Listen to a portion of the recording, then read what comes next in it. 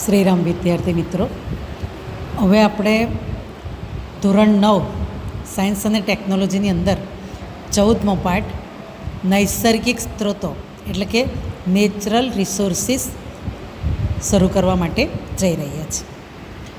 વિદ્યાર્થી મિત્રો, આપ સૌ જાણો જ છો, નૈસર્ગિક સ્ત્રોતો એટલે કે કુદરતી સ્ત્રોતો.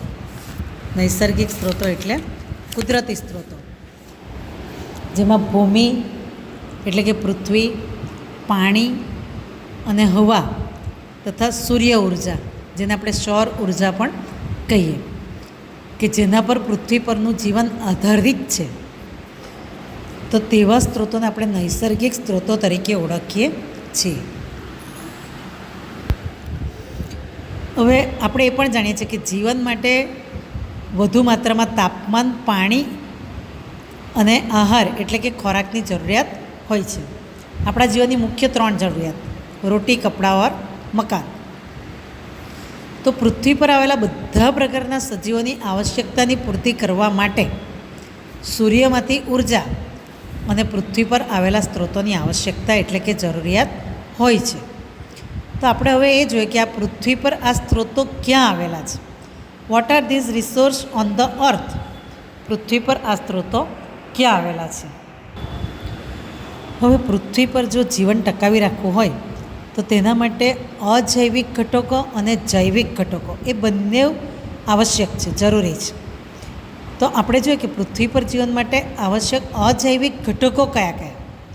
તો મુખ્ય હવા, જેને આપણે વાયુ તરીકે ઓળખીએ, જળ એટલે કે પાણી, અને ભૂમિ એટલે પૃથ્વી. તો પૃથ્વી પર જીવન ટકાવવા માટે અજૈવિક ઘટકો હવા, જળ અને ભૂમિ. તો હવે આ અજૈવિક ઘટકો વડે રચાતા આવરણ વિશે આપણે જોઈએ તો મુખ્ય 3 પ્રકારના આવરણ 4 પ્રકારના. એક તો વાતાવરણ, જલાવરણ, મૃદાવરણ અને જૈવાવરણ. આમ 4 પ્રકારના આવરણ રચાતા હોય છે. તો પૃથ્વીના સૌથી બહારના કવચ જે છે, એટલે કે સૌથી ઉપરનું જે સ્તર છે, જે ખડક અને ભૂમિથી બનેલું હોય, જેને આપણે મૃદાવરણ કહીએ છીએ, એટલે લિથોસ્ફિયર, ઇંગ્લિશમાં એને લિથોસ્ફિયર પણ કહેવાય. આ વસ્તુ તમે સમાજ વિદ્યાની અંદર શીખી ગયેલા છો વિદ્યાર્થી મિત્રો. ત્યાર પછી વાતાવરણ એટલે કે વાયુનું આવરણ, જે સમગ્ર પૃથ્વીને એક કામડા કે ચાદરની જેમ ઢાંકતા વાયુ અથવા તો હવાના આવરણ જેવું હોય છે, જેને આપણે વાતાવરણ તરીકે ઓળખીએ છીએ, જેને એટમોસ્ફિયર કહેવાય, જેને ઇંગ્લિશમાં શું કહેવાય? એટમોસ્ફિયર. ત્યાર પછી છે જલાવરણ. તો આપણે બધા જ જાણીએ છીએ કે પૃથ્વીનો 75% જેટલો ભાગ એ પાણીનો બનેલો છે. તેમાં ભૂગર્ભીય જળનો પણ સમાવેશ થાય છે. તો આ સમગ્ર આવરણ જે છે તેને જલાવરણ એટલે હાઇડ્રોસ્ફિયર કહેવાય, જેને ઇંગ્લિશમાં હાઇડ્રોસ્ફિયર તરીકે ઓળખાય છે. હવે આપણે ચોથું આવરણ જોઈએ, જીવાવરણ. તો તે સાથે બને તો કે જીવનને આશ્રય આપવાવાળી પૃથ્વીના ગાઢ આવરણ, જે વાતાવરણ કે વાયુ આવરણ, મૃદાવરણ કે જલાવરણ, એ બધા એકબીજામાં ભળી જઈને જીવનની સંભાવનાને શક્ય બનાવે. જીવનની સંભાવનાને શક્ય બનાવે તેને આપણે જીવાવરણ અથવા તો જૈવાવરણ પણ કહેવાય, તેના નામથી ઓળખી શકીએ, જેને ઇંગ્લિશમાં બાયોસ્ફિયર તરીકે ઓળખાય. એટલે આપણે પહેલાં જોઈએ તો એટમોસ્ફિયર, હાઇડ્રોસ્ફિયર, લિથોસ્ફિયર અને બાયોસ્ફિયર, એટલે કે વાતાવરણ, જલાવરણ, મૃદાવરણ અને જૈવાવરણની વાત કરીએ તો મિત્રો, જીવંત ઘટકો ત્યાં જ જોવા મળે કે જ્યાં આ 3 આવરણો આવેલા હોય છે. તો 3 આવરણ કયા કયા? વાતાવરણ, જલાવરણ અને મૃદાવરણ. એ 3 જ્યાં આવેલા હોય અને જે આવરણ બને તેને આપણે જૈવાવરણ તરીકે ઓળખીએ છીએ. હવે આ જૈવાવરણની અંદર જૈવિક ઘટકો અને અજૈવિક ઘટકોનો સમાવેશ થાય. તો જૈવાવરણમાં આવેલા જૈવિક ઘટકોને આપણે જોઈએ તો તેમાં સજીવો, તો આ સજીવોમાં વનસ્પતિઓ પણ આવી જાય, પ્રાણીઓ પણ આવી જાય અને સૂક્ષ્મજીવો પણ આવી જાય. તો વનસ્પતિઓ, પ્રાણીઓ અને સૂક્ષ્મજીવો, જેને આપણે જૈવિક ઘટકો તરીકે ઓળખીએ છીએ, અને અજૈવિક ઘટકો તરીકે હવા, પાણી અને ભૂમિ એટલે કે પૃથ્વીનો સમાવેશ થાય છે. હવે આપણે આ પાઠમાં આગળ વધીએ તો આપણે જોઈએ 14.1 જીવનનો શ્વાસ હવા, the breath of life air. આપણે દરેક માણસ, દાખલા તરીકે માની લો કે ખોરાક વગર અમુક દિવસો, મહિનાઓ સુધી પણ ચાલી શકે, પાણી વગર પણ, અને પાણીની બાષ્પનું મિશ્રણ છે. પણ પૃથ્વી પરની હવાના ઘટકો પણ પૃથ્વી પરના જીવનના પરિણામે છે. હવે આપણે જોઈએ તો શુક્ર અને મંગળ જેવા ગ્રહો કે જ્યાં કોઈ જીવન શક્ય નથી, તો આપણે જોઈએ કે પૃથ્વી પર જીવન શક્ય છે. પૃથ્વી પણ ગ્રહ છે, તો પૃથ્વી પર જીવન શક્ય છે, પણ શુક્ર અને મંગળ પર જીવન શક્ય નથી. કેમ? તો પૃથ્વીની ઉપર એની ફરતે ચાદરની જેમ ઢાંકતી હવાનું આવરણ એટલે કે વાતાવરણ આવેલું છે. હવે આ હવામાં સજીવ જીવનના નિભાવ માટે નાઇટ્રોજન, ઓક્સિજન અને કાર્બન ડાયોક્સાઇડ જેવા વાયુઓ પણ આવેલા છે. જેની વાત કરીએ તો જેમાં 21% જેટલો ઓક્સિજન રહેલો હોય છે હવામાં, 0.03% જેટલો કાર્બન ડાયોક્સાઇડ વાયુ રહેલો હોય છે, અને મિત્રો 78% જેટલો નાઇટ્રોજન રહેલો હોય છે. તો આ બધા હવાના ઘટકોને કારણે પૃથ્વી પર આ બધા હવાના ઘટકો જે છે તે પૃથ્વી પરના જીવનમાં પરિણમે. પણ આપણે જોયું કે શુક્ર તેમજ મંગળ જેવા ગ્રહો પર જીવન શક્ય નથી. કેમ? કારણ કે આ ગ્રહો પર વાતાવરણનો મુખ્ય ઘટક કાર્બન ડાયોક્સાઇડ જે છે તે 95થી 97% જેટલા પ્રમાણમાં હોય છે, જેથી સજીવ જે છે તે જીવન માટે શ્વસનમાં જરૂરી ઓક્સિજન એને પ્રાપ્ત થઈ શકતો નથી, જેથી શુક્ર અને મંગળ જેવા ગ્રહો ઉપર જીવન શક્ય નથી. હવે વિદ્યાર્થી મિત્રો, આપણે જોઈએ તો આપણા વાતાવરણમાં જે કાર્બન ડાયોક્સાઇડ જે છે તેની માત્રા એટલે કે ટકાવારીનું પ્રમાણ ખૂબ જ ઓછું છે. કારણ કે આપણે જોઈએ કે ઓક્સિજન 21%, નાઇટ્રોજન 78% અને કાર્બન ડાયોક્સાઇડ જે છે તે 0.03% જેટલો જ આવેલો હોય છે. તો આ ખૂબ જ નાનો ભાગ કેમ છે? તો કે કાર્બન ડાયોક્સાઇડના સ્થાપન માટે 2 રીતો આવેલી હોય છે. તો પહેલી રીત છે કે લીલી વનસ્પતિઓ જે છે એટલે વૃક્ષ છે, છોડ છે વગેરે, તે સૂર્યના કિરણોની હાજરીમાં કાર્બન ડાયોક્સાઇડને ગ્લુકોઝમાં રૂપાંતર કરે. અને બીજી રીત જે છે તે જો કે ઘણા બધા દરિયાઈ પ્રાણીઓ દરિયાઈ પાણીમાં ઓગળેલ કાર્બન ડાયોક્સાઇડની મદદથી એટલે કે કાર્બોનેટથી તેમનું કવચ બનાવે છે. એટલે એમના કવચના નિર્માણમાં એ પાણીમાં ઓગળેલા કાર્બોનેટનો ઉપયોગ કરે છે. તો આ રીતે CO2નો ઉપયોગ કરતી 2 પ્રવૃત્તિઓ આપણે જોઈ શકીએ.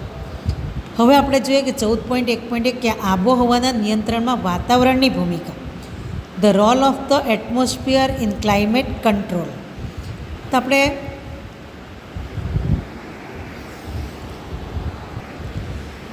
વાતાવરણ જે છે જેને આપણે એટમોસ્ફિયર કીધું, તો તે આબોહવાને કઈ રીતે કંટ્રોલ કરી શકે, નિયંત્રણ કરી શકે, તેના માટે આપણે જોઈએ તો આપણે પહેલાં જ જોઈએ કે વાતાવરણ પૃથ્વીને ચાદર કે કાંબળાની જેમ ઢાંકે. જે રીતે આપણને શિયાળામાં ઠંડી લાગે તો આપણે આખા શરીરને કેવી રીતે આપણે ચાદરથી કે બ્લેન્કેટથી ઢાંકી દઈએ, તેવી રીતે વાતાવરણ પૃથ્વીને આ રીતે ઢાંકી દે છે હવાથી.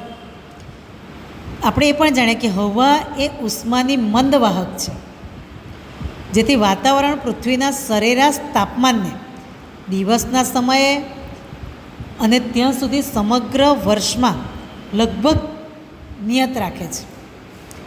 એટલે કે પૃથ્વીના સરેરાશ તાપમાનને દિવસના સમયને સમગ્ર વર્ષમાં યોગ્ય રીતે જાળવી રાખે છે. બીજું જોઈએ તો વાતાવરણ જે છે તે દિવસ દરમિયાનના તાપમાનમાં અચાનક વધારાને અટકાવે અને રાત્રિ દરમિયાનના બાહ્ય વાતાવરણમાં ઉષ્મા મુક્ત થવાની ક્રિયાને પણ ધીમી પાડી તાપમાનનો અચાનક ઘટાડો પણ અટકાવે છે. તેથી પૃથ્વી પર વાતાવરણને કારણે દિવસ અને રાત્રિના તાપમાનમાં વધારે મોટો તફાવત સર્જાતો નથી. જ્યારે આપણે ચંદ્ર વિશે વિચારીએ તો જે સૂર્યથી લગભગ એટલો જ દૂર છે જેટલી પૃથ્વી દૂર છે. એટલે ચંદ્રનું અંતર જેટલું સૂર્યથી પૃથ્વીનું અંતર છે એટલું જ અંતર સૂર્યથી ચંદ્રનું છે. તેમ છતાં પણ ચંદ્ર પર વાતાવરણ નથી. તેથી તાપમાન જે છે તે -190 ડિગ્રી સેલ્સિયસથી 110 ડિગ્રી સેલ્સિયસની વચ્ચે આવેલું હોય છે. તો આમ વાતાવરણના અભાવે ચંદ્ર ઉપર તાપમાનનો ઘણો મોટો તફાવત જોવા મળે છે, જે આપણે પૃથ્વી ઉપર આ તફાવત જોવા મળતો નથી. આમ વાતાવરણ જે છે તે પૃથ્વી પર દિવસ અને રાત્રિના તાપમાનમાં થતા મોટા તફાવતને કંટ્રોલ કરી લે છે, નિયંત્રણ કરી લે છે અને સર્જાવા દેતો નથી. હવે આપણે આ પ્રવૃત્તિ 14.1 જોઈએ. તો એમાં જુઓ કે નીચેનાનું તાપમાન માપો. એક છે પાણીથી ભરેલું બીકર અને બીજું છે માટી કે રેતીથી ભરેલું એક બીકર, અને ત્રીજું એક બંધ શીશી લેવાની છે. એક બંધ શીશી લેવાની જેમાં થર્મોમીટર લગાડેલું હોય. હવે આ બધાને સૂર્યપ્રકાશની અંદર 3 કલાક સુધી રાખવાનું છે અને ત્રણેય વાસણોનું તાપમાન માપવાનું. તે સમયે છાંયડામાં પણ રાખીને એનું તાપમાન માપવાનું છે. તો હવે અહીંયા આપણે પહેલો પ્રશ્ન જોઈએ કે શું 1 અને 2 એ બીકરમાંથી કોનું તાપમાન વધારે હશે? તો પહેલાંમાં આપણે પાણી ભરેલું છે અને બીજામાં રેતી ભરેલી છે. તો આપણે અહીંયા કહી શકશું વિદ્યાર્થી મિત્રો કે જેમાં રેતી ભરેલી છે તે બીકરનું તાપમાન વધારે હશે. બીજો પ્રશ્ન છે કે મેળવેલા નિષ્કર્ષને આધારે કોણ સૌથી પહેલું ગરમ થાય, જમીન કે દરિયો? તો અહીંયા આપણે કહી શકશું કે જમીન જે છે તે દરિયા કરતાં ઝડપથી ગરમ થશે. શું છાંયડામાં હવાનું તાપમાન રેતી કે પાણીના તાપમાન જેટલું જ હોય છે અને તાપમાનને છાંયડામાં કેમ માપવામાં આવે છે? તો આપણે કહી શકીએ કે છાંયડામાં હવાનું તાપમાન રેતી અને પાણીના તાપમાનથી અલગ હોય છે. તાપમાન છાંયડામાં માપવામાં આવે છે કારણ કે તીવ્ર સૂર્યપ્રકાશમાં સૌર ઉર્જાનું પરાવર્તન થાય, રિફ્લેક્શન થાય ને તેથી થર્મોમીટરના આંકમાં ફેરફાર આવી શકે છે. હવે શું બંધ શીશી કે કાચના વાસણમાં લીધેલી હવાનું તાપમાન અને ખુલ્લામાં લીધેલી હવાનું તાપમાન સમાન છે? આના કારણ વિશે તમે શું વિચારો છો? શું રોજિંદા જીવનમાં આપણે બીજી આવા પ્રકારની ઘટનાઓથી વાકેફ છીએ, એટલે કે જાણીએ છીએ? તો અહીંયા આપણે કહી શકીએ કે ના, બંધ શીશી કે કાચના વાસણમાં લીધેલી હવાનું તાપમાન ખુલ્લામાં લીધેલી હવાના તાપમાન કરતાં વધારે હોય છે. એનું કારણ શું હોઈ શકે? તો કે ગ્રીન હાઉસ અસર. ગ્રીન હાઉસ અસર વિશે તમે ધોરણ 8ની અંદર શીખી આવ્યા છે. અને બીજી એક વાત કે ખુલ્લામાં પાર્ક કરેલી કારના ગ્લાસ એટલે કે કાચ બંધ હોવાથી અંદર ગરમીનું પ્રમાણ વધારે હોય છે. હવે છેલ્લું કે આપણે જો કે રેતી અને પાણી એક સરખા દરથી ગરમ થતા નથી, તો તમે તેને ઠંડા થવાના દરના વિષયમાં શું વિચારી શકો? શું આપણે આપણા અનુમાનની સત્યતા માટે એક પ્રયોગ કરી શકીએ છીએ? તો કે પાણીની સરખામણીમાં રેતી જે છે તે ઝડપથી ઠંડી પડે. જો ગરમ પણ ઝડપથી થાય છે અને ઠંડી પણ ઝડપથી પડે છે. કેમ? તો કે પાણી ભરેલા બીકર અને રેતી ભરેલા બીકરને 3-4 કલાક સૂર્યપ્રકાશમાં મૂકી તેને છાયામાં મૂકી થોડા સમય પછી બંને બીકરના તાપમાન માપવાનો પ્રયોગ આપણે કરી શકીએ. અસ્તુ. હવે પછી આગળનો પાઠ આપણે બીજા પાઠની અંદર જોઈશું.